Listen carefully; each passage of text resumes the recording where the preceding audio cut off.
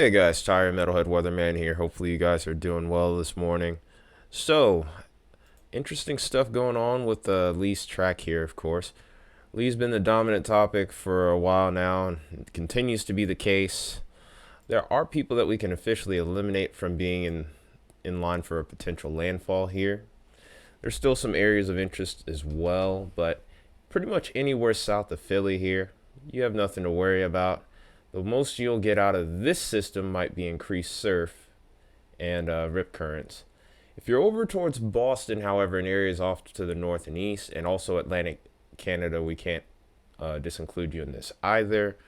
You guys are what I'm watching right now. You guys are the ones to watch right now because over towards Gulf of Maine, Gulf of, or Bay of Fundy, I don't know why I keep calling it Gulf, but over here towards these regions is where we can expect a potential landfall.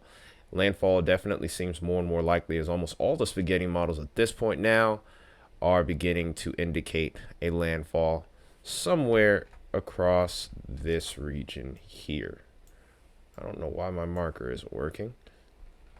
But anyway, one thing to note about Boston, while there isn't as many spaghetti model lines over here towards this area, you will receive impacts greater than that of just your traditional increased wave heights and rip currents. I do think you could have some potential storm surge depending on where this ends up tracking. If this tracks more towards Maine, you will get some squalls over here towards Boston, towards New Hampshire, and even Vermont as well. The further to the west this goes, basically, the more impacts you're likely to have, of course. That really goes without saying. But one other thing to make note of, and this is going to give you a better idea of what this storm is really looking like at this point, is looking at this map here. Because notice as the storm goes north, of course, it's weakening as expected.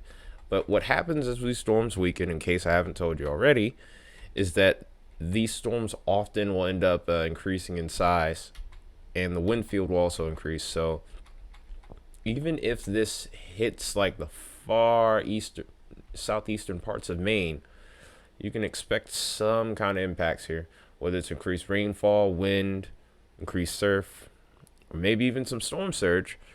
It's going to become a problem for you guys over here towards this region.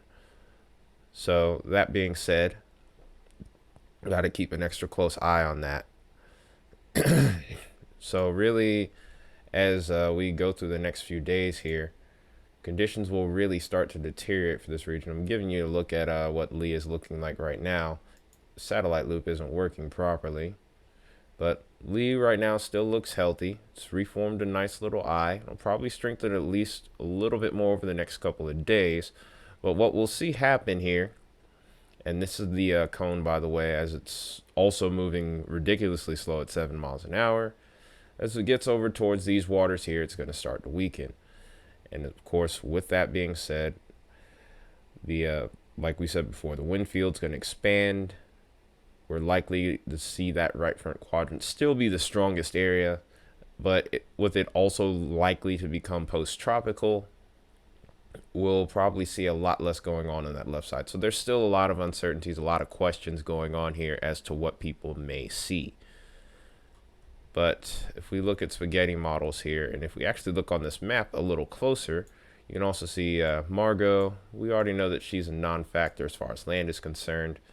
But interestingly enough, a very interesting area, a new invest has popped up here. And this invest has a 70% chance of developing within the next 7 days here.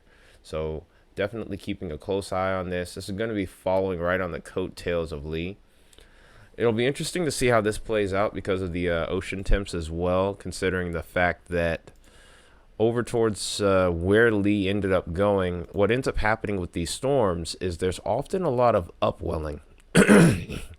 And what ends up happening when you have a strong storm like what Lee originally was when it was making Cat 5, it'll pull all that warm water from the surface. And what ends up happening is if there's a cold pool that's under it, you'll end up seeing a situation occur in which those water temperatures will cool down. So if we were to go ahead and take a look at the map now, especially if I were to hone in particularly on the Atlantic as a whole here,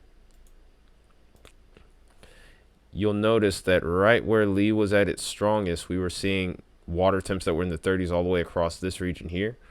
We started to see a slight drop off on there. Waters are still ideal for tropical development, however, so it's not like it can't strengthen, but definitely not seeing the same intense sea surface temperatures that we were seeing, or not as warm, I should say. So maybe we may not see as much intensity from this storm possibly, but it's almost impossible to say at this point, especially considering the fact the storm hasn't even formed. But that being said here, we're going to be paying attention to that tropical wave a lot more over the next several days to see how things play out. This one would be named nodule if this forms. I give it a pretty good chance of it forming, and if we actually look at it on satellite here, I'm going to reopen the tab I closed, or one of the tabs I closed. Give me a second. This is what we're looking at right now. I'm kind of having a hard time. I'm going to have to move the camera out the way a little bit. But right here are a couple other tropical waves, and this is the one that I'm thinking it is the one we're interested in the most right now. Looks moderately developed at the moment. We'll have to see how things kind of play out from this point, but this will likely be falling right in the coattails of Lee. Where its track ends up going is going to be really interesting, especially with this system. But one thing to make note of is if we actually follow this little spaghetti plot that we have going on here right now, it does make it pretty far off to the west. Depending on how it strengthens will usually determine its track. We've said before on the channel, the stronger the storm tends to be, the more likely it is to be pulled to the north. If this stays weak, however, we could be looking at the Caribbean coming into play once again, maybe even towards the Bahamas. But like I said, it's pretty much impossible to tell right now. There's not much in the way of any sort of data on this, especially since there's been no hurricane hunters in this right now, especially given how far out it is. I don't even think they're in range. But nonetheless here, plenty going on in the tropics. Gonna have to keep an extra close eye on that. We'll probably be watching over the next couple of days for sure. That's when I would probably expect the next update. I may take a break tomorrow, I may not. We'll see what happens.